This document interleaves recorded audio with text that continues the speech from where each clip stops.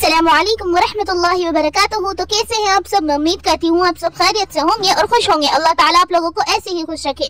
आज मैं आपको एक फैशनेबल लड़की का इबरत अंगेज वाक़या सुनाती हूँ। वाक़या शुरू करने से पहले अगर आपने अभी तक हमारे पढ़ो और सीखो इस्लामिक चैनल को सब्सक्राइब नहीं किया है तो प्लीज पहले सब्सक्राइब कर ले और बेल आइकन प्रेस करना बिल्कुल ना भूलें ताकि हमारी वीडियो की आने वाली नोटिफिकेशन सबसे पहले आपको मिले। जज़ाकल्लाह। तो चलिए बिना वक्त ज़ाया किए शुरू करते हैं। बिस्मिल्लाहिर्रहमानिर्रहीम। एक आदमी ने अपनी बेटी की तालीम का कोई ख्याल ना किया, हत्ता कि उसको खूब माल पैसा दिया। वो एक फैशनेबल खूबसूरत लड़की बन गई, हत्ता कि जवानी में उसको मौत आ गई। उसकी बड़ी तमन्ना थी कि बेटी जवानी में जुदा हो गई, मैं कभी उसको ख्वाब में तो देखूं, मेरी बेटी किस हाल में है। एक दिन उसने ख्वाब में देखा कि अपनी बेटी की कब्र पर खड़ा है। अचानक उसकी बेटी की कब्र खुल गई।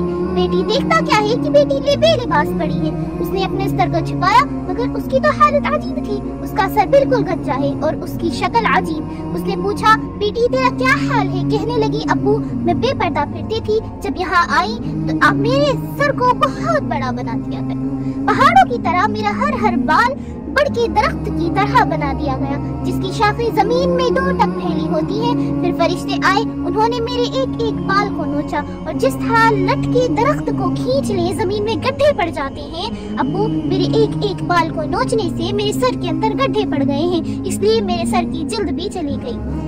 फक्त हड्डी है जो आप देख रहे हैं। उसने कहा, बेटी तुम्हारा चेहरा भी वो नहीं। कहने लगी, अब्बू आप देख रहे हैं, आपको मेरे दांत नजर आ रहे हैं, होंठ नहीं। इसकी वजह ये है कि मैं अपने होठों पर सुर्खी लगाया करती थी और इसी तरह वुजू करके नमाज पढ़ लेती थी। फरिश्ते आए, उन्होंने कहा, तू तहारत का ख्याल नहीं करती थी इसलिए तेरा गुस्ल भी नहीं होता था। चनाचे उन्होंने मेरी सुर्खी को जो खींचा, ये सुर्खी चिपक गई थी। मेरे होठों से सुर्खी के साथ ऊपर और नीचे के दोनों होठ भी कट गए, इसलिए आपको मेरे 32 दांत नजर आ रहे हैं, होठ ऊपर नहीं है। बाप ने कहा, बेटी तेरे हाथों की उंगलियां जख्मी नजर आती हैं। अब्बू मैं नाखून पॉलिश लगाया करती थी। फरिश्ते आए, कहने लगे, तेरे नाखूनों को हम खींचेंगे। उन्होंने मेरे एक एक नाखून को खींचा। अब्बू मेरे हाथ पे जख्म है, मेरे चेहरे पे जख्म है, मेरे सर पर जख्म है, मैं बता नहीं सकती। आपने मुझे इतनी मोहब्बत दी, मैंने जो ख्वाहिश की अब्बू आपने पूरी कर दी। मुझे इतनी मोहब्बत दी, मैं तो गम परेशानी को भी नहीं जानती थी। शहजादियों की तरह आपने मुझे पाला।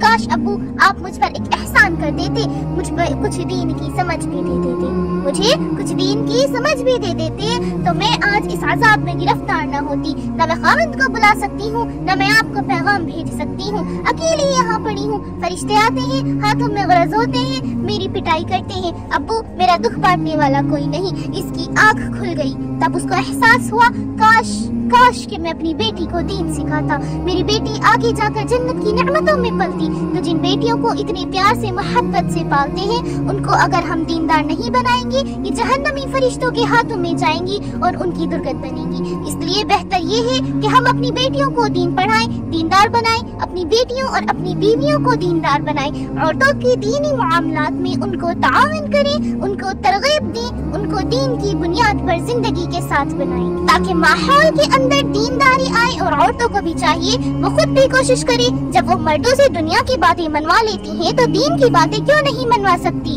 मन हरामी होता है, बहाने बना लेती हैं।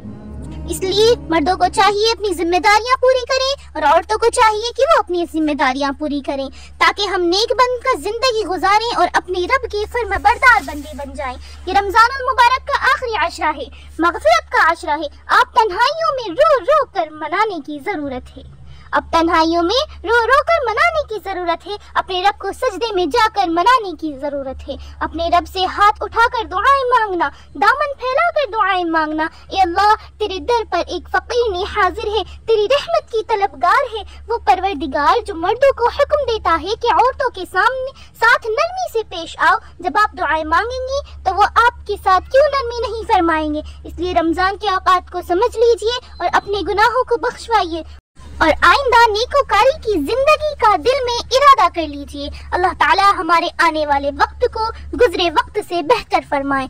आमीन या रब्बुल आलमीन।